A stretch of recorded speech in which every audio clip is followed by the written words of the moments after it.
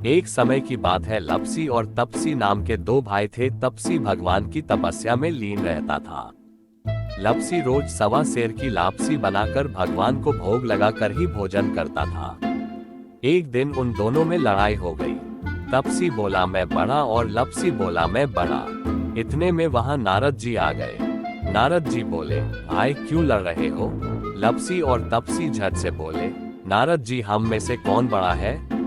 नारद जी ने कहा, इस समय तो मुझे जल्दी है, कल बताऊंगा। और यह कहकर नारद जी वहां से चले गए। दूसरे दिन जब नारद जी आए तो नारद जी ने एक एक कीमती रत्न जड़ित अंगूठी उनके आगे रख दी। तपसी ने झट अपने घुटने के नीचे अंगूठी छिपा ली और मन में सोचा कि आज लपसी की सारी हेकड़ी निकाल दूंगा, खूब धन मिलेगा, जिससे यज्ञ करूंगा और अपने आप ही बड़ा बन जाऊंगा।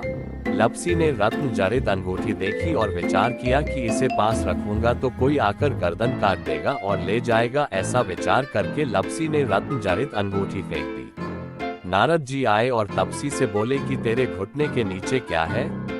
तपसी ने घुटना उठाया तो 1.25 करोड़ की अंगूठी निकली। नारद जी बोले कि इतना भजन भाव करके भी तेरे मन से चोरी नहीं गई। तेरे से तो लपसी ही बड़ा है और तुम्हें तुम्हारी तपस्या का कोई फल भी नहीं मिलेगा। तपसी शर्मिंदा होकर माफी मांगने लगा। तपसी बोला कि महाराज यह आदत कैसे छूटे और पाप कैसे उतरे? तो नारद जी बोले कि कार्तिक महीने में स्त्रियां कार्तिक व्रत रखेगी, वे अपना पुण्य तुम्हें देंगी, तब ये पाप उतरेगा। तपसी फिर बोला कि मुझे वे अपना फल कैसे देंगी? तो नारद जी ने कहा, कोई गाय और कुत्ते की रोटी नहीं बनाएगा तो फल तुझे मिलेगा। अगर कोई ब्राह्मण को भोजन कराकर दक्षिणा नहीं देगा तो उसका फल तुझे मिलेगा। यदि कोई साड़ी के साथ ब्लाउज नहीं देगा तो फल तुझे मिलेगा। यदि कोई दिए से दिया लगाएगा तो फल तुझे मिलेगा। अगर कोई सभी कहानी सुने लेकिन तुम्हारी कहानी नहीं सुने तो फल तुम्हें मिलेगा।